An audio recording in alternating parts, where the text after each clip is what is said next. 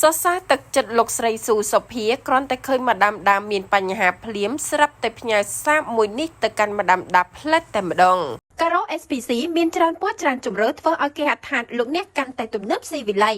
អត្ថប្រយោជន៍ងាយស្រួលក្នុងការដំឡើងមិនសាយជាតិពុលក្នុងបន្ទប់ធន់នឹងការកកិតប្រើប្រាស់ធន់បានយូរឆ្នាំមិនជ្រាបទឹកការពារសត្វកណ្ដៀរអាចផ្លាស់ប្ដូរទីតាំងពីកន្លែងមួយទៅកន្លែងមួយយ៉ាងងាយស្រួ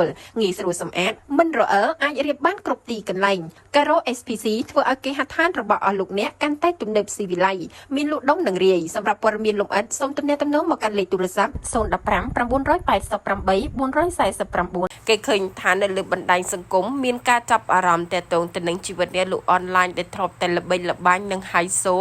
នោះគឺម្ដាមដាផ្ទាល់តែម្ដងដែលប៉ុន្មានថ្ងៃចុងក្រោយនេះបានធ្វើការបង្ហោះជាសាធារណៈនិងលាតត្រដាងពីបញ្ហារបស់ខ្លួនដែលជួបទូនធ្វើឲ្យម្ដាមដាស្ទើរតែទៅមុខលេងរួចហើយនៅពេលថ្មីនោះផងដែរក៏បានសម្រេចចិត្តប្រកាសឡៃឡុងអីវ៉ាន់របស់ខ្លួនស្ទើរតែគ្រប់ផលិតផលដើម្បីយកលុយមកបើកឲ្យបុគ្គលិកនិងដោះស្រាយបញ្ហាផ្សេងការដែលធ្លាក់ខ្លួនយ៉ាងកំហុករបស់ម្ដាមដានេះផងដែរគឺត្រូវបានទម្លាយឲ្យដឹងថាមកពីម្ដាមដាបានចាញ់បោកនិងខាតបង់នៅលើមុខជំនួយអនឡាញនៅក្នុងនោះក្រោយពីមានការបង្ហោះនៅព័ត៌មានបែបនេះយ៉ាងប្រងព្រាតគេក៏ឃើញពីទឹកចិត្តដ៏ធំធេងរបស់លោកស្រីស៊ូសុភាដែលគេបានស្គាល់យ៉ាងច្បាស់ថាជាម្ចាស់ brand Skinny និងសម្លេងជូតមុខ Elsa ក៏បានផ្ញើសារដោយ mention ចំទៅកាន់ម្ដាមដាផ្ទាល់តែម្ដងដែលលោកស្រីស៊ូសុភាបានសរសេរបង្ហោះនៅលើ page ផ្លូវការដែលមានឈ្មោះថាផ្សារធម្មជាតិ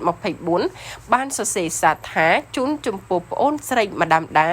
បងពិតជាមានអារម្មណ៍សោកស្ដាយបានឮដំណឹងពីប្អូនរាប់អានគ្នាក្នុងនាមជាបងតែងតែរីករាយនៅពេលដែលបានឃើញប្អូនស្រីជោគជ័យមានក្តីសុខសុភមង្គលប្អូនជាមនុស្សស្រីពូកែរឹងមាំឆ្លាតមានសមត្ថភាពមានទឹកចិត្តសន្តោសប្រណី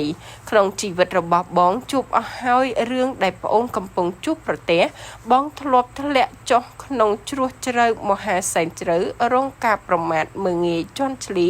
សោយចំអកពីមនុស្សមួយចំនួនព្រោះតែរស់នៅសុំផ្ទះសម្បែងគេនៅក្នុងកង់ក្នុងខោប៉ៅគ្មានប្រាក់មួយរៀលជាប់ខ្លួនមានទាំងបំណុលរស់នៅបែកឆ្ងាយពីកូន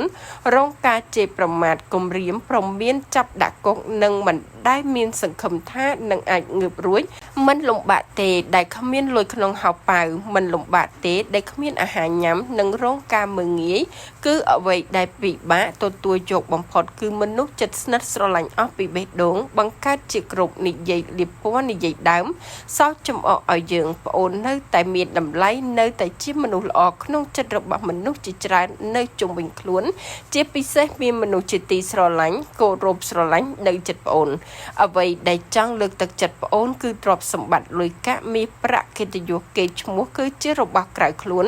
ដូចនេះសូមថែរក្សាជីវិតឲ្យគង់ថែសុខភាពឲ្យល្អផ្ដល់កម្លាំងចិត្តឲ្យខ្លួនឯងបំភ្លេចរឿងមិនល្អពីមុនមកមានជីវិតគឺមានសង្ឃឹមគិតពីភាពវិជ្ជមានរាល់កិច្ចការដែលយើងបានធ្វើនិងឈប់បន្ទោសខ្លួនឯង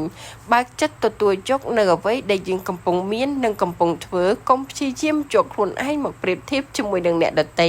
ហើយរឿងដែលអាចកើតមានឡើងកន្លងមកគឺជាមេរៀនសម្រាប់ជីវិតលើលោកនេះអ្នកណាក៏ជួបបញ្ហាដែរគ្រាន់តែបញ្ហាផ្សេងគ្នាប៉ុណ្ណោះបងជឿថាប្អូនអាចធ្វើបានប្អូនជាមនុស្សមានសមត្ថភាពនិងគុណធម៌គឺគ្រប់យ៉ាងនឹងត្រឡប់មកវិញហើយប្អូននឹងរឹងមាំលើដើមទ្វីដងពីបងស្រីដែលនៅតែបារម្ភនិងនឹករលឹកដល់ប្អូនជានិច្ចនៅក្នុងសាររបស់លោកស្រីស៊ូសុភាបែបនេះគឺបានសបបញ្ជាក់និងបង្ហាញពីទឹកចិត្តដ៏ធំធេងក្នុងនាមជាអ្នកលក់អនឡាញដូចគ្នាប៉ុន្តែលោកស្រីនៅតែឆ្លៀតពេលមកមានញឹកជាមួយនឹងមុខជំនួយរបស់ខ្លួនផ្ដល់ជាការលើកទឹកចិត្តនិងកម្លាំងចិត្តទៅកាន់ម្ដាមដាដែលក្នុងនាមលោកស្រីរួមជាមួយនឹងម្ដាមដា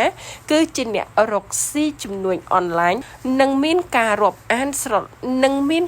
ឡាញ់រាប់អានគ្នាផងដែរ